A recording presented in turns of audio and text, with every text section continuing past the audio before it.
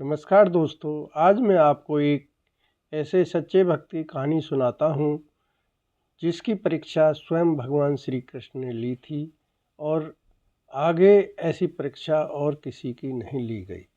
तो सुने राजा मूरध्वज की कथा। महाभारत का युद्ध समाप्त हो चुका था और अर्जुन को वहम हो गया कि वो ही श्री कृष्ण के सर्वश्रेष्ठ भक्त हैं। वो सोचते कि कन्हैया ने मेरा रथ हाँका, मेरे साथ रहे, इसलिए मैं ही आपका सर्वश्रेष्ठ भक्त हूँ। अर्जुन को यह नहीं पता था कि भगवान केवल धर्म की स्थापना का जरिया था। भगवान तो अर्जुन का गर्व तोड़ने के लिए, उसे एक परीक्षा का गवाह बनाने के लिए उसे अपने साथ ले गए थे। श्री कृष्ण और अर्जुन ने जोगियों का वेश बनाया और वन में एक शेर को पकड़कर पहुंच गए राजा मूरध्वज के पास, जो कि भगवान विष्णु का परम भक्त था। राजा मूरध्वज बहुत ही दानी और अपने दर पर आए किसी को भी खाली हाथ बिना भोजन के नहीं जाने देता था। वो साधु एक सिंह के साथ दर पर आए हैं, यह जानकर राजा नंगे पांव दौड़कर द्वार पर गए और भगवान के तेज से नतमस्तक हो आतिथ्य स्वीकार करने को कहा। भगवान कृष्ण ने मूरध्वज से कहा कि हम तभी आपके यहाँ भोजन करेंगे जब राजा उनकी शर्त मानेंगे। राजा ने जोश में कहा कि आप जो भी कहेंगे मैं उसके लिए तैयार हूँ। भगवान ने कहा कि हम तो साधु हैं, कुछ भी खा लेते हैं, परंतु हमारा यह सिंह नरभक्षी है। तुम अगर अपने इकलौते बेटे को अपने हाथों से आरे से चीर कर खिला सको तो हम आपका आतिथ्य स्वीकार करेंगे। भगवान की शर्त सुनकर राजा के होश उड़ गए, परंतु राजा अपना आतिथ्य धर्म नहीं छोड़ना चाहते थे। उसने भगवान से कहा कि प्रभु, मुझे मंजूर है, पर एक बार अपनी पत्नी से पूछ लो। राजा भगवान की आज्ञा पाकर महल में गए तो राजा का मुख उतरा हुआ देखकर उसकी पतिव्रता पत्नी ने इसका कारण पूछा। तो राजा ने सारा हाल बताया तो रानी की आंखों में अश्रु बह निकले।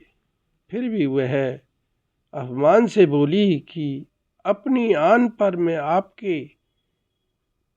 सैकड़ों पुत्र कुर्बान कर सकती हूँ। आप साधुओं को आदर पूर्वक अंदर ले आइए। अर्जुन ने श्री कृष्ण से पूछा, माधव, ये क्या माजरा है? आपने ये क्या मांग लिया? श्री कृष्ण बोले, अर्जुन, तुम देखते जाओ और चुप रहो। राजा तीनों को अंदर लेके गए और भोजन की तैयारी शुरू कर दी। भगवान को 56 भोग परोसा गया, पर वह अर्जुन के गले नहीं उतर सका। राजा ने स्वयं जाकर अपने 3 साल के पुत्र रतन कमर को तैयार किया। पुत्र भी माता पिता का भक्त था। उसने हंसते हंसते अपने प्राण देना स्वीकार कर लिया। राजा रानी ने अपने हाथों से आरा लेकर पुत्र के 2 टुकड़े किए और सिंह को परोस दिया। भगवान ने भोजन ग्रहण किया, पर जब रानी ने पुत्र का आधा शरीर देखा तो आंसू नहीं रोक पाई। शर्त के अनुसार आरा चलाते समय राजा रानी किसी का आंसू नहीं गिरना चाहिए था। भगवान इस बात पर गुस्सा हो गए और रुष्ट होकर जाने लगे तो वो दोनों राजा रानी रुकने की मिन्नतें करने लगे। अब अर्जुन को एहसास हो गया कि भगवान ने मेरे गर्व को तोड़ने के लिए ही यह सब किया है।